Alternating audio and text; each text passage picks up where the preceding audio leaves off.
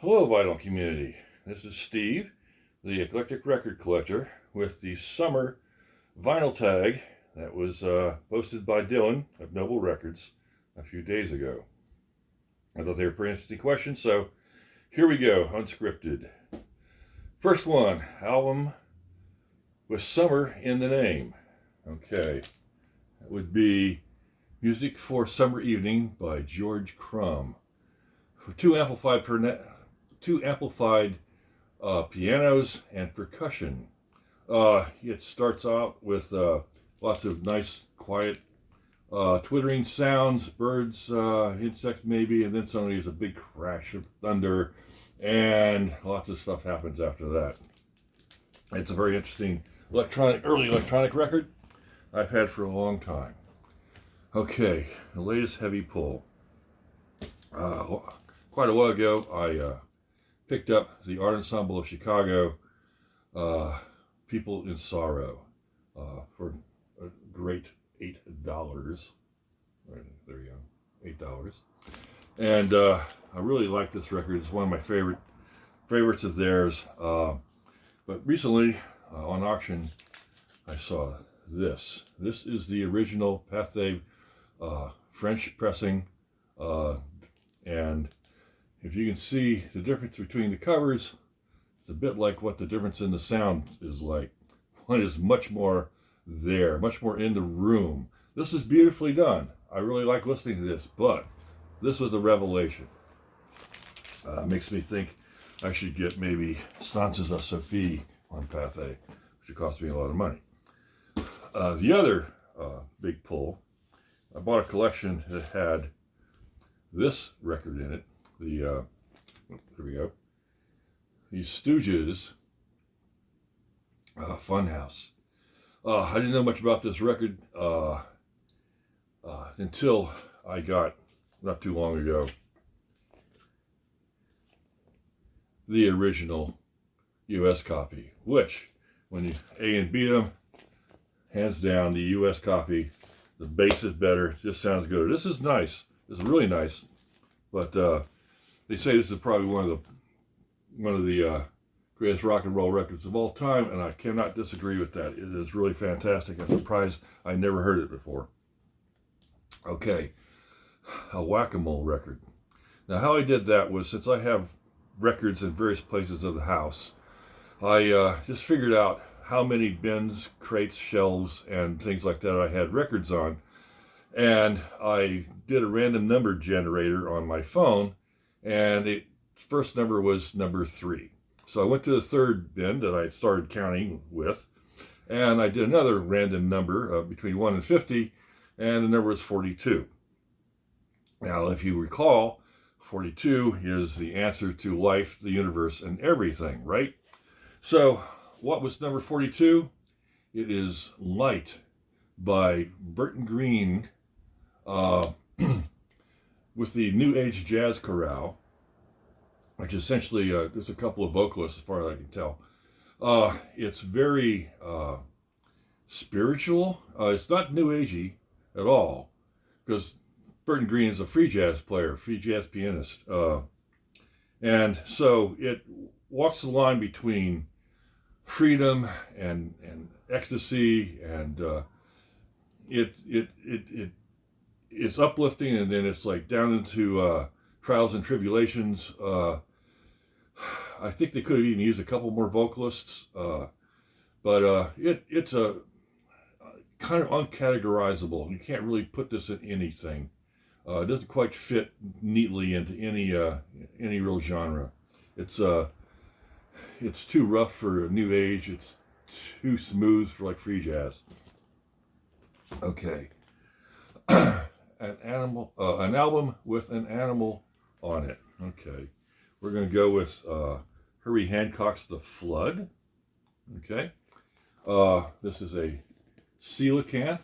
You can see by the tail, this is the ancient prehistoric fish that they thought was extinct, but wasn't and isn't. They still find them, still catch them off the coast of Africa, East Africa.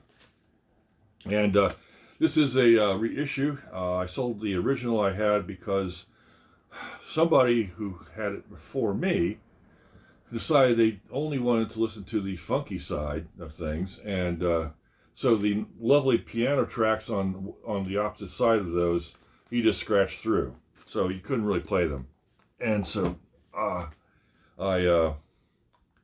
sold it because the original was worth a bit of money. Okay, an album with a great story. All right, so one day I was walking down one of the main streets in town, and I see this guy, and he's like punching the air. He's talking to himself. He's totally obsessed. His eyes are like, his face is all snarled up. He's angry at I have no idea what. He's just like, and he's just walking down the street like that.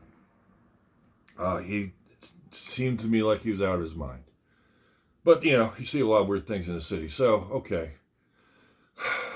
A month or two later, I hear about a young student at Johns Hopkins who was beaten to death in her dorm, in her apartment room.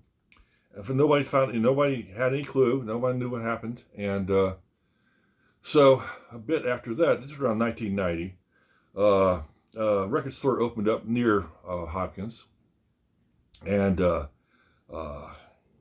Normals Books and Records. Although they're just records at the time. Just one small room had browsers, a few browsers in it, and the guy behind the counter, he was just like we were chatting a little bit. I'm looking through, flipping through records, and then this crazy guy comes in.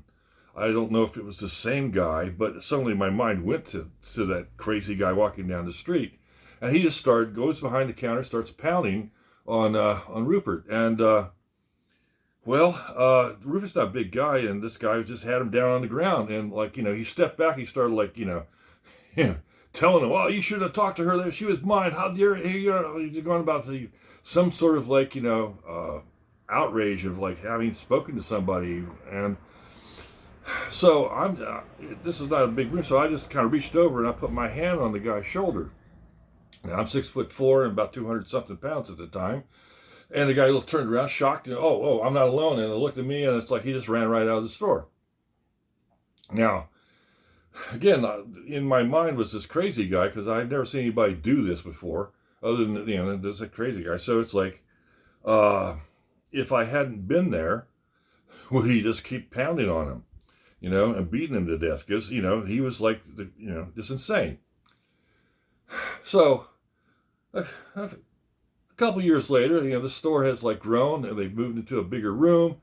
They got lots of books, records and things like that. And I'm there, and I'm looking at records, and they got some stuff in, some jazz records, and like jazz. And so Rupert reaches behind the counter and says, "Hey, Steve," and he holds up this record, Kind of Blue. Original, stereo, early pressing, near mint condition, for $15. I bought it. I said thank you. Now, was it because I had done that? I don't know. But if I hadn't done it, would it even have been there? I don't know. So that's my story and why I ain't selling this. By the way, this is probably the best sounding copy of this I've ever had in terms of authenticity. All those little micro noises of the musicians just being the musicians, which get filtered out when they do audiophile pressings. Because sound engineers just think it's noise. Well, that's not what a trumpet sounds like. This is what a sucker is. I can see it on my oscilloscope. This is the most authentic sound. You can hear that Cannonball Adderley's alto sax bell is higher than Coltrane's tenor sax bell. You can hear that Bill Evans is sort of in the back. It's just a brilliant record. Totally sounds authentic, like people just standing right there. Best copy. Okay. A record we've been surprised be in your collection. Now, after all this avant-garde stuff, people might be surprised to see I have a Barry Manilow record. This is his jazz record. He does jazz ballads, and he sings them very nicely. I recently took this over to a couple of friends of my house we were listening to, like, rock and pop and things like that, and I pull this out, you go, oh, Barry Manilow, yeah. Well, I just put it on. They put it on, and they left it on. they just listened to it. You might be surprised at that, but if you know my collection, you know me, that there are two categories I don't have much of. I'm working on it, but one of that is country western, and the other is rap hip hop. Both of those genres, to me, are what I call story music. It's all about the story, the lyrics, it's telling you a story, okay? And the way my brain is wired, I really can't listen to the lyrics and the music at the same time. Even when I'm listening to like something like Barry Manilow, it's his voice is an instrument to me. I'm not listening to the story of the words. It's just really, it's the music. So I do have this. I got it at a yard sale for $5, and along with another one by another guy. I think the guy who was having the yard sale. Yeah, I don't pull this out often, but it's quite interesting, kind of raw hip hop rap stuff. And it turns out this is worth a bit of money.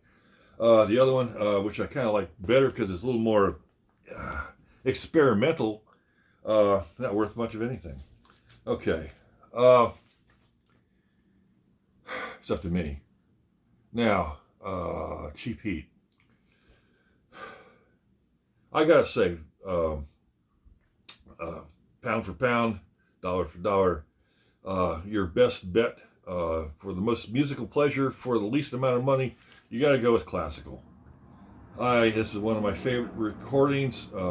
Brilliant rendition of the Beethoven Violin in D major by a great violinist. Sorry. And I have a stereo copy of this. This is the original Angel Mono. The UK first of this will cost you a lot of money, but you can get any of these for a couple of bucks here in the US. I love classical music. It's any mood that you want to have, bright, sprightly, mournful, exciting, whatever. It's all in there, and it's almost always like unplayed. At least it used to be. Sound recording is often really, really very good, and then you can pick it up for like pennies, a couple bucks, So that's my cheap heat.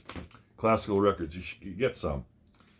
An album. Let's see. Okay, a 45. Okay. This is a Brazilian pop group. Came out not too long ago. They're called, let's see if I pronounce it correctly, Garotas Suecas. Okay, it's a little bit like Os Mutantes.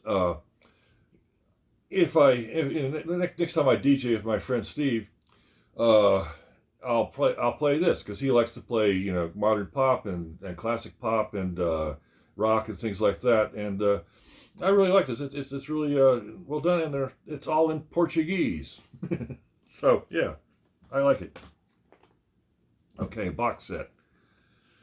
No, a favorite music documentary or biopic. Okay, that would be, I can't show it. It's on my phone. I'm recording it on my phone, so I can't really show it to you. That would be the Miles Davis Birth of the Cool documentary. Not too long ago, I saw that, and I thought they did a pretty decent job of covering the bases, covering his life, his influences, and the people who helped him out, and the people he encountered, and his unique attitude towards things. And yeah, I thought it was really good. As a jazz head, yeah, you kind of have to go with that one. Okay, box set. All right, I had this for quite a while. This is the Jimi Hendrix compilation box, the purple velvet box, which I picked up at quite a while ago. They've reissued it since, but this is the original. It does have one cracked corner, but it's really well recorded. It's like, as a Hendrix kind of fanatic, this is kind of like, yeah, I played every one of these, and yeah, it's a heavy piece. All right. The most trashed record in my collection. Okay. This is not my most trashed record. I have a trashed version of this. I don't have it here in my house at the moment. I loaned it to somebody who DJ'd it at a local pub, just to see how well it played on the DJ setup. He said it sounded pretty good, despite, you hear a few pops and clicks and things like that. But it played all right, considering how bad it looked. This was pretty clean. So, that's my trash record. I try not to buy records with scratches. Recently, a friend of mine going through an ugly divorce wants to unload an original 13th floor elevators record, and I offered him some decent money on it if it played clean. And track 4 on side 2 did not. It had a scratch that you could hear. And so maybe I'd buy it, I don't know. I compared it to my reissue of that record, my mono reissue. This is a stereo original. And there's not that much difference in sound quality. The stereo original does have a little more authenticity to it, a little more original, a little more edge to it, but not a huge amount. So I may not get it. All right, scrolling down here, a local album. Okay, this is my favorite local album. This is Sweet Lita. Okay, Let It In, a blues rock group from around Maryland here somewhere. I got this record because they were playing it in a local record shop. I think the band was living upstairs at the time. And they had it on. I said, hey, what is that? That's really good. And so I bought it, and it's still really good. It's really, female vocalist. All the tunes are, it's blues rock, but it's joyous. It's like it really, really feels good to listen to this. Every time I play it, it's a real joy to play. And I hate to say it, but you can't find this on Discogs anymore. No CDs and no LPs are for sale on Discogs. These guys have a website. You can listen to the music on Discogs and you can get a iTunes a version of it, but a physical copy of this, because anybody who has one probably isn't selling it. All right, really good. Okay, an album from a faraway land. All right, this is Neil Feather, Instrumentore. This is his latest creation. Now, he was local. This was going to be my local album, but I found that he's moved to New Zealand because he got a Guggenheim grant, which paid him like $30,000-$40,000, and he moved to New Zealand. He's a fascinating guy. He creates his own instruments, and he plays music that has nothing to do with like any kind of written tonality, scale system, or anything like that. And on this record, the cream of Baltimore avant high zero scene play with him, and it sounds really. It's recorded in the Red Room. It sounds really, really good, and they do a really, really, really nice set.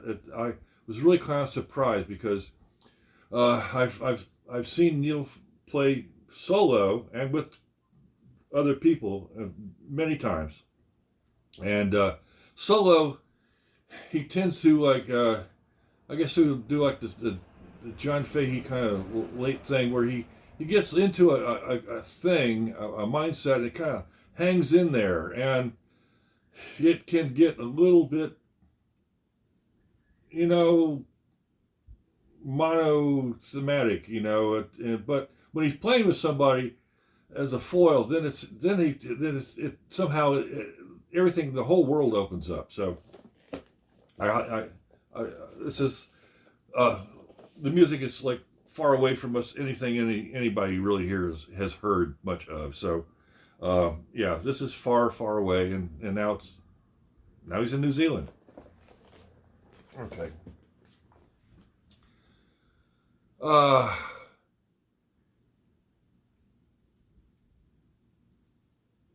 soundtrack. Okay. I have lots of soundtracks.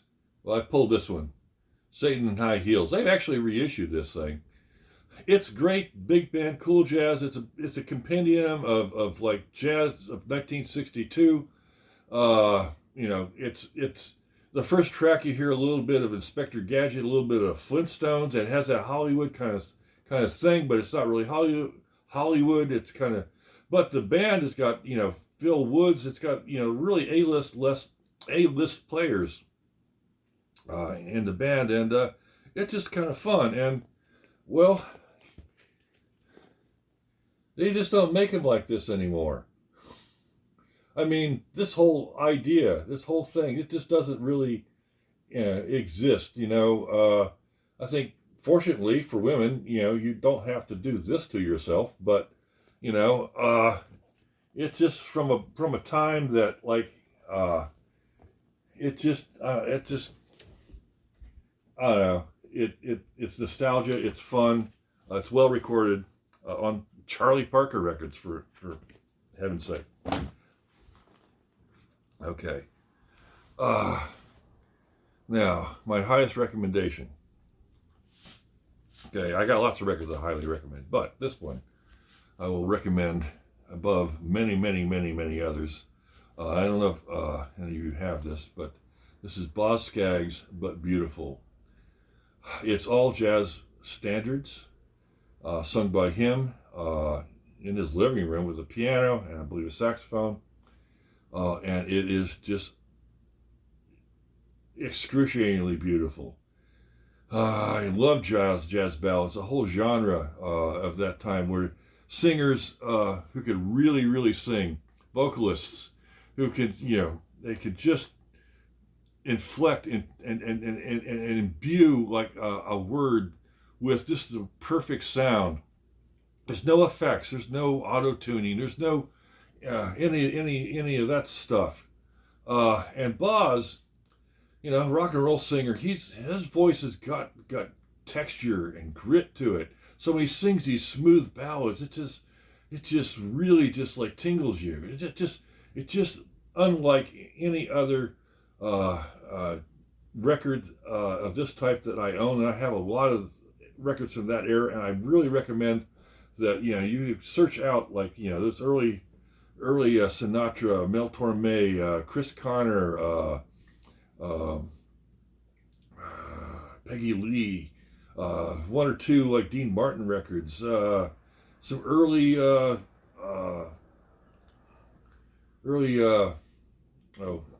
brain fart, Nat King Cole. Yeah. It's like if you can find a copy that doesn't have too much schmaltz thrown in with it. It's just beautiful stuff. And this is stripped down. It is beautiful. I had got the CD this, and once I heard it, I had to go get the vinyl. It took a while to find it on vinyl. But this is my highest recommendation. If you're a fan of Boz Scaggs or just a fan of music, you should definitely find one of those. Okay. Silver Lining. Okay, about vinyl. Thinking about that. Okay, why vinyl? What's the whole thing about collecting and all this? And it's like there's a story I could tell, but I'm saving that for later. But it reminded me of having a collection, having this vinyl, because vinyl takes up space. Vinyl does have weight. It's kind of like analogous to having family, because it does take some work on your part. It does take responsibility on your part, but you do get a lot of joy out of it. Without my family, I would be dead. So that's the silver lining, I think, is that yes, it's a healthy thing. It gives you it gives you more than I think you have to pay for with it. So that's my, yeah. Keep doing it. Okay, that's my silver lining now. A steal of a deal. Okay, I was driving up to my favorite record store, which I would hit up anytime I was in the area, and I see a car pulled up near the door with the trunk lid open. I see a couple people looking in the trunk lid, and I go in and it's a trunk full of jazz records, and a couple of guys are looking at them, and I kind of flip through a few things, and it's like I see a few interesting looking records. I pull out the record. It's the wrong record and the wrong jacket. A lot of them are beat up. Then I kind of dig around a little bit more, and then I pull out these two. Nathan Davis, Matuka, and one of the rarest Strata East records, the right side up, Descendants of Mike and Phoebe. Okay, both in near mint condition, and I'm looking at these things, and as soon as I have them in my hand, I go check them out. The store manager, who's like looking at the records that the guy brought into the store, starts yelling at him, "Hey, if you're selling records out here, you can just take these here and take them home with you." So the guy goes, "Okay, I got to close the lid." So I reached into my pocket and handed him all the money I had, which is about $25-$30, and said, hold him up for these two records, because I don't think he knew he had no idea what he had. These weren't his records. These were something that he got, from some relative or something, and said, sure. So, yeah, I basically stole these records. Quite a deal, though, and I can't ever sell this. It was, I would really be stealing it if I sold this, right? So, they're mine. Okay, and now a promo. One of my favorite records, one of my favorite rock records, something I had, although not this particular copy, but something I had ever since it basically came out. Auto Aisle South by the Allman Brothers. I just love this record. I have a couple others. Allman Brothers are really, really good, but this is the one. This is the one that I always go to, and yep, it's a white label promo. There you go, and it sounds better than any of the other copies I've ever had, bar none. It just rich and full and punchy, and yeah, there you go. There's my promo. All right. Thank you very much for listening to me, and I hope to make a few more videos soon, and maybe get some editing, and kind of like make this a little bit more professional. This is like total run through. Usually I write things down, but I just thought I'd just do this one. All right. Hopefully I can upload it without too much fuss. All right. Thanks a lot. Bye. Okay, I forgot two questions. One is, what's the highest records on your want list? And there's two of them. One is Cervello Milos, Italian Prague, with a tricky cover that opens up like a can of tomatoes. The other would be Toad, which is a really, really great prog rock record that has never really been reissued well. Wouldn't mind having one of those. And the other question was a shout out to another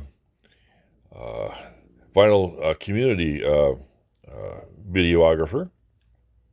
I'm going to give that to Belisario Sonic, because I have a lot of jazz. I'm into jazz, and he keeps coming up with new issues of things, and he really does a good job of letting you know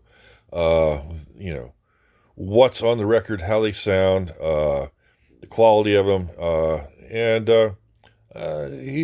seems like a real guy, and yeah, a shout out to him. Belisario Sonic. All right, thank you very much.